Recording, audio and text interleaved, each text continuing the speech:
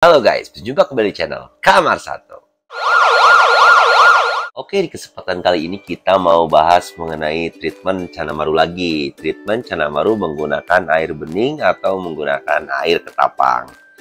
Fungsi untuk daun ketapang menggunakan air daun ketapang sendiri untuk apa dan menggunakan air bening itu untuk apa? Yang jelas tentunya berdasarkan pengalaman yang sudah terjadi di Kamar Satu. Langsung ke videonya, gas ke. Oke guys, di depan kita sudah ada dua tank yang menggunakan daun ketapang atau air daun ketapang dengan tank yang menggunakan air bening. Sebetulnya ada 4 tank ya, 2 menggunakan daun ketapang dan 2 menggunakan air bening. Nah, kita bahas fungsi untuk air bening sendiri dan air daun ketapang sendiri untuk apa pada progres Canamaru. Nah, yang pertama kita bahas dari air yang bening dulu ya. Di Kamar Satu untuk air yang bening itu digunakan untuk mengeluarkan cabung. Ini udah terjadi bukan pada 1-2 ikan ya, karena di sini tuh ketika kita treatment bunga, kita pasti menggunakan air bening. Contohnya beberapa ikan di luar yang sedang kita treatment semi outdoor itu kita masih menggunakan air bening. Kenapa kita menggunakan air bening? Karena dulu tuh pernah kita menggunakan treatment menggunakan air ketapang dari nol ya. Alhasil malah warna yang naik. Ini kan untuk keep Canamaru itu beda rawatan, beda orang, beda treatmentan juga. Nah, jadi untuk di Kamar Satu sendiri seringkali kita menggunakan air bening untuk proses memancing keluarnya cabung ya. Nah, setelah itu ketika cabung sudah pada muncul dan sudah terlihat cabungnya mulai menua atau cabung tua ya. Cabung tua tuh biasanya seperti bunga, cuman dia tuh belum benar-benar warnanya hitam dan putih ya, belum ngering gitu. Nah, itu tuh biasanya kita panggil dengan sebutan cabung tua. Nah, kalau misalkan sudah keluar cabung tua, baru kita menggunakan air ketapang untuk memecahkan bunga ya. Nah, biasanya kalau di Kamar Satu sendiri untuk treatment bunga itu kebanyakan ikan pada di luar ya. Ini tuh semuanya alumni semi outdooran Kamar Satu. Ini yang pertama si Oyag, ini udah pasti tahu ya yang ngikutin channel Kamar Satu dari awal dia di treatment sampai dengan sekarang. Hubungannya sekarang udah lumayan banyak ya untuk si Oyag. Dan ini si Docil. Si Docil itu adalah salah satu ikan genetik warna yang kita paksa untuk mengeluarkan bunga. Dan alhasil alhamdulillah tuh. Untuk bunga di setiap ujung bar itu ada ya. Itu jadi nggak tahu nih ikan ini tuh mau bunganya banyak sampai masuk ke bar atau cuma di list belakangnya aja, masih kita treatment ya, makanya kita masih menggunakan air bening nih.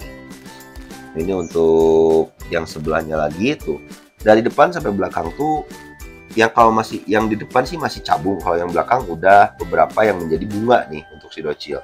Cuma untuk si Docil sendiri, mau dia tuh pakai settingan apapun, warna kuningnya tuh pasti lebih dominan. Karena ikan ini tuh salah satu ikan genetik warna di Kamar Satu ya.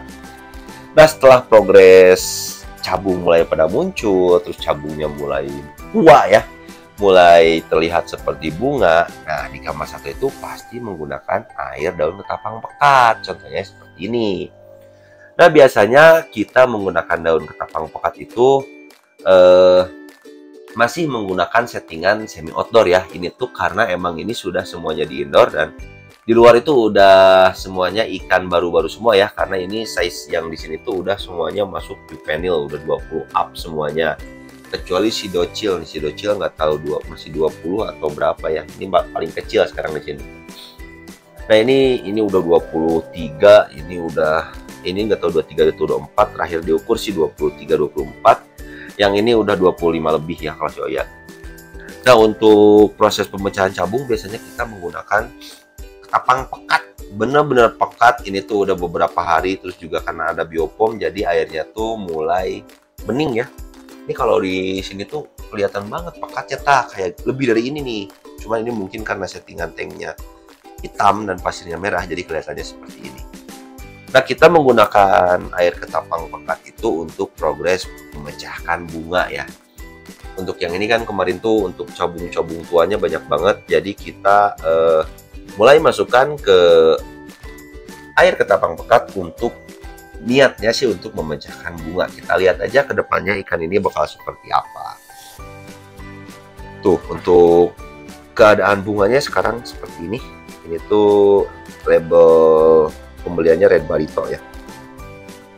Nanti kita lihat apakah benar-benar semuanya akan pecah menjadi bunga atau gimana ya. Terus juga ini salah satunya lagi ada si Garung. Si Garung juga sedang saya ketapang pekatin nih. Karena kemarin tuh cabungnya bener-bener banyak. Tuh, ini udah bunga yang ngeringnya juga udah makin banyak ya. Pasti kalau misalkan kalian yang ikutin channel Kamar Satu juga tahu ini ikan sebelum ada bunganya dari treatment awal sampai dengan sekarang tuh seperti apa. Yang ini tuh enak di mental ya, dari dulu tuh emang mentalnya barbar banget. Dan untuk barnya tuh enak banget sama ya, kanan kiri tuh untuk bunganya udah pada pecah, udah mulai ke atas juga cabung-cabungnya.